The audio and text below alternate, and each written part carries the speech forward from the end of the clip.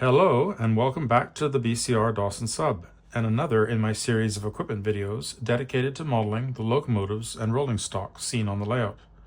These videos will review the prototype equipment seen on the British Columbia Railway during the 1970s and my efforts to model it in N-scale. Where possible, I will also offer comments with respect to HO scale options for these cars. In this video, we will look at the Bulkhead Flatcars owned and operated by the British Columbia Railway during the 1970s. These cars can be somewhat confusing due to the change of reporting marks and road numbers on some cars, and also the similarity between orders, so I'll do my best to sort that out for you. The 1970s saw an unprecedented rise in housing starts in Canada and the United States. This created an equally unprecedented demand for Canadian lumber. Prior to this time, lumber was shipped in boxcars or on standard flatcars. While boxcars provided dry, secure transport for lumber, there were challenges in loading and unloading, and the ends of the boxcars were prone to damage from shifting loads. This issue arose during braking on the railway's steep mountain grades or when shunting in yards. Lumber was easier to load onto or unload from flatcars, but there was a limit to the size of the load, and it required significant dunnage to secure it, and there was no protection from shifting loads.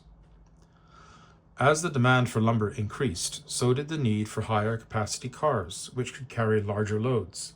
The Bulkhead Flatcar was the answer to these needs, providing a car with significantly higher capacity and protection against shifting loads, while retaining the ease of loading and unloading. The design of these cars included heavy center sills and side sills for higher capacity, wood decking and steel stake pockets to assist with securing the loads, and reinforced bulkheads for protection against shifting loads. Their design quickly found favor with railways and shippers alike, and they were purchased by several Canadian railways and also some private lumber companies. Between 1971 and 1980, the British Columbia Railway purchased more than 4,000 of these cars, making them one of the most numerous car types on the railway. They traveled across Canada and the United States, helping to meet the insatiable demand for BC lumber.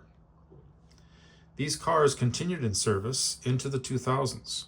In 1984, the railway purchased its first center beam flat cars, which featured a central truss to aid in securing the load.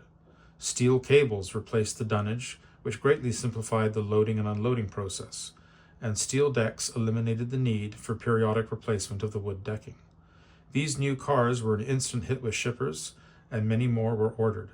Following their introduction, many of the older Bulkhead flat cars were taken in hand for conversion to center post or center beam cars, and the railway even designed and sold conversion kits to other railways. The railway's fleet of Bulkhead flat cars can be divided into 4 subgroups. The first cars were converted from standard flat cars, and these could be considered as prototypes. This type of conversion was undertaken by numerous railways in Canada and the United States.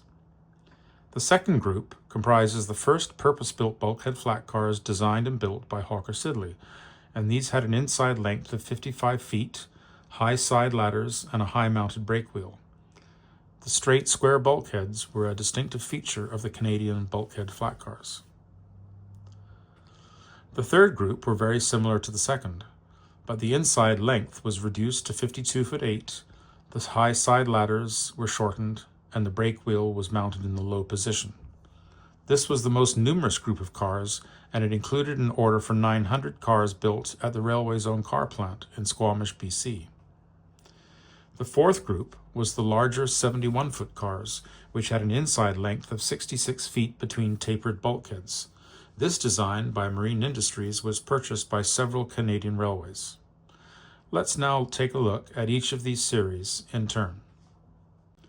Following the conversion of a single 41-foot flat car in 1960, which I've been unable to locate a picture of, the PGE converted its first 2 52-foot 6-inch standard flat cars to bulkhead flat cars. The cars were PGE 1220 and 1221, which had been built by National Steel Car in 1954. The cars were fitted with tapered bulkheads at each end, resulting in an inside length of 49 foot 6 inches. The bulkheads were 9 foot 10 high. This image from the railway's newsletter The Coupler shows PGE 1601 loaded with gypsum board. The photograph's caption highlights the increased capacity for a heavier load and the reduced loading and unloading time. This photograph shows PGE 1602 with a lumber load passing through Lillooet in 1980. The lower height of the bulkheads compared with the higher capacity purpose-built cars that followed is evident in this image. These two cars remained in service until 1983, and they continued thereafter in work service. After the success of those first two conversions, the PGE followed with another 5 cars in 1966. This time they were converted from 53-foot 6-inch flat cars, and those were 1501 to 1505, and they were built by Hawker Siddeley only a year earlier, so they were fairly new. The tapered bulkheads were 9 foot 9 inches high, and the inside length was 50 feet and 4 inches. This grainy image from the Railway's revenue car catalogue is the only one I've been able to locate of these cars to date. They were retired in 1985. In 1971, the Railway ordered its first modern, purpose-built bulkhead flat cars from Hawker Siddeley. The order was split into 2 groups of 150 cars each, one for domestic service and one for international service to the United States. These were 70-ton cars with an inside length of 55 feet. Note the high side ladders at the right-hand end, which access the high brake wheel. The domestic service cars were painted dark green with yellow pull pockets as seen here, and they were numbered PGE 1000 to 1149. PGE 1111 is seen here in North Vancouver in 1973, and the lumber load is from the Balfour Mill in Taylor, and that was sold to Canfor in 1981. Another car from this series, PGE 1129, still in original paint and stencil scheme in 1980, and it's seen here in North Vancouver. The wrapped lumber load is from Carrier Lumber Limited in Prince George. The second group of cars ordered in 1971 were numbered PGER 16000 to 16149, and these were dedicated to international service to the United States. They were structurally identical to the first group, but they were painted in an international service scheme with dark green body and light green ends, and yellow pull pockets. This car is carrying a wrapped lumber load from the Merrill and Wagner mill in Williams Lake. Another car from the PGER 16000 to 16149 series is seen passing through Calgary with an unmarked lumber load. The heavy center sill is seen to good effect in this view. Note the high side ladder and the high mounted brake wheel at the B end. The first order of purpose-built bulkhead flat cars were immediately successful in service, so in 1973 an order for 1,000 similar cars was placed with Hawker Siddeley to meet the growing demand for lumber shipments. The cars were built to a slightly shorter design with an inside length of 52 foot 8 inches, and the brake wheels were fixed in the lower position, and the side ladders were shortened as a result. The cars were numbered BCIT 16150 to 17149, and they were all dedicated to international service for lumber exports to the United States. This was to take advantage of federal tax exemptions on the purchase and maintenance of freight cars in international service. The cars were finished in the same dark and light green scheme, but now with BCIT reporting marks and the railway's new name. This is the builder's photograph of BCIT 16722 at the Hawker Siddeley plant. From the 1973 order, 500 cars were financed through a leasing arrangement, and they received an 8 prefix in front of the road number, becoming BCIT 816150 to 816552. This is known as a lease extract, where cars from a particular order are extracted and financed through a lease arrangement. This car is seen at London, Ontario in 1986, and it's got a load of Carrier lumber from Prince George. The demise of the tax exemptions for international service cars resulted in some cars having their BCIT reporting marks replaced with BCOL for unrestricted service. This photograph shows car 17413, still in original paint, but re-stenciled with BCOL reporting marks. In 1974, the railway placed a repeat order for 500 cars, which was again divided into 300 cars for domestic service and 200 cars for international service. The domestic service cars were numbered BCOL 17150 to 17449. This 1985 photograph shows a car from this series in North Vancouver with a load of wrapped lumber from one of the numerous Canfor mills on the railway.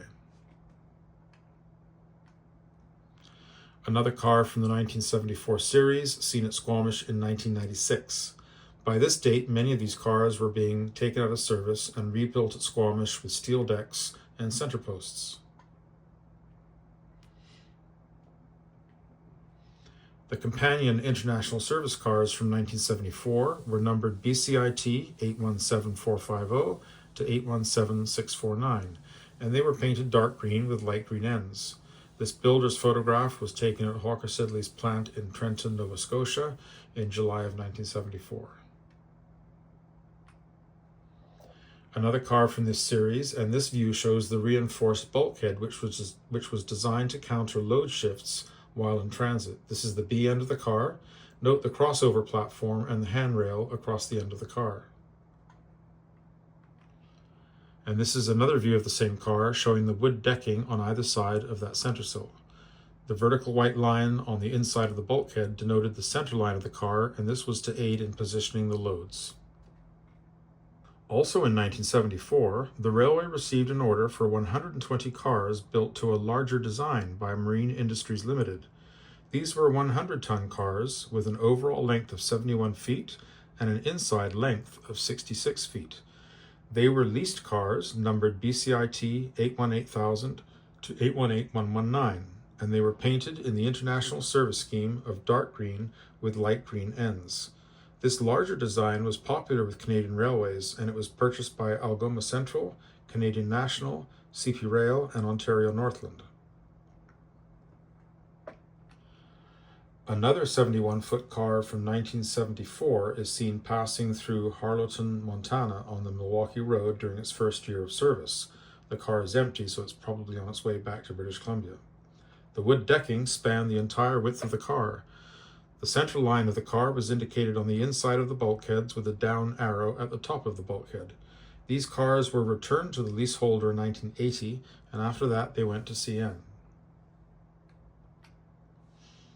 1974 saw yet another order for the 52-foot 8-inch inside length cars from Hawker Siddeley. This series was numbered BCIT 818200 to 818519, and it totaled 320 cars. They were painted in the International Service Scheme. In 1975, the railway opened its railcar manufacturing plant at Squamish, BC. An order was placed with Rail West for 900 Bulkhead Flatcars built to the Hawker Siddeley design. They were painted dark green, and they were numbered BCOL 17650 to 18549. BCOL 17657 is pictured upon completion at Squamish in May of 1976. This series of cars was distinguished by the microgramma bold extended typeface for the railway's name. This car from the 1976 Rail West series is seen during unloading of its wrapped lumber load from Keystone. The lumber wrappers provided protection from the elements for the lumber, but they were also an opportunity for advertising. The railway received 2 further orders for 52-foot 8-inch inside length cars in 1978. The first was series BCIT 818520 to 818715.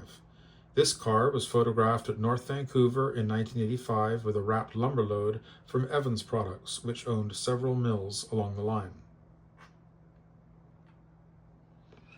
And this car from the same series is seen at Galt, Ontario in 1987 with a West Fraser wrapped load. West Fraser operated mills in Exeter, Williams Lake, Quesnel, and Chetwynd. The second order from 1978 was numbered BCIT 818716 to 818759.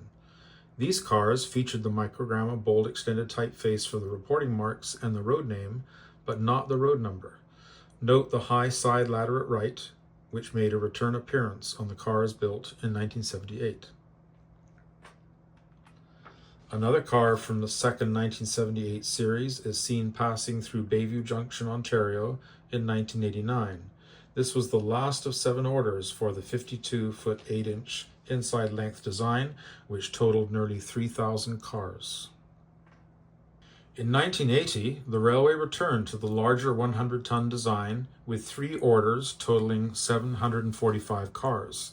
They replaced the earlier leased 71-foot cars, which were returned to the leaseholder.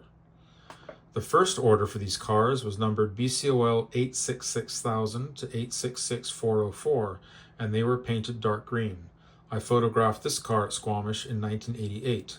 The unwrapped lumber load is from the Weldwood Mill in Squamish. This view offers a close-up of the tapered bulkheads on the 71-foot cars. There were slight design differences between the cars supplied to different railways, primarily in the bulkheads and in the safety fittings. This car is from the second series of 71-foot cars delivered in 1980, and they were numbered BCOL 866500 to 866739, and they were also all dark green. And finally, a photograph of a car from the third series, numbered BCOL 866800 to 866899. The 71-foot cars arrived only 4 years prior to the introduction of center beam flatcars on the railway, and in due course, these cars were taken in hand for conversion to center post cars with steel decks. A number of these cars later found their way into log service, and they were fitted with log stakes for that purpose. I should also mention that in addition to the railway's large fleet of bulkhead flatcars, one could also see similar cars belonging to private owners on the railway during the 1970s. These included Finley Forest Products and North American, and I will cover those cars in a future video. We will now look at modeling these cars, and I'll start briefly with the 2 cars converted from 52-foot 6-inch standard flat cars. Those cars can be modeled with, starting with a model of the 52-foot 6-inch standard flat car and simply adding some bulkheads. The earlier and longer 55-foot inside length bulkhead flat cars have not been represented in model form, so they would have to be kit bashed or scratch built. However, the later cars with an inside length of 52 feet 8 inches have been offered by several manufacturers. Caslow shops offered these cars in HO and N scale as cast resin kits, and Walthers and Trueline Trains have offered the cars as ready-to-run models in HO scale, and Prairie Shadows has done them in N scale. The larger 71-foot Marine Industries cars are currently available as ready-to-run models from Rapido Trains in HO scale, and in N scale, Briggs Models offered a 3D printed kit for the cars. I acquired the 6 N-scale cars from Prairie Shadow's first release. These were decorated in the BCIT 16150 to 17149 series, delivered in 1973. They are finished in the International Service Scheme of dark and light green. I didn't care for the color of the wood decking, so it got repainted a more realistic color. This is a view of one of those models, and it shows the repainted wood decking. And the same model is pictured here with an unwrapped lumber load from Details N-scale. The second release from Prairie Shadows offered 9 road numbers from the Rail West cars delivered in 1976, and those were painted dark green. And again, the wood decks have been repainted a more realistic color. And this is a close-up of one of the models from the second Prairie Shadows release. These 2 models are from the Briggs Models 3D printed kits for the 71-foot cars built by Marine Industries Limited. The kits came with 3D printed parts for the deck and bulkheads, and etched parts for the brake rigging, grab irons, and end safety fittings. My models were finished in dark and light green to represent the earlier 1974 cars in international service, and then of course brown for the wood deck. The models were finished with custom decals, including the road numbers from the 2 photographs seen earlier in this presentation. The models were equipped with microtrains, trucks, and couplers. The lumber load is from Details and Scale. And this is a close-up of one of the cars with a lumber load.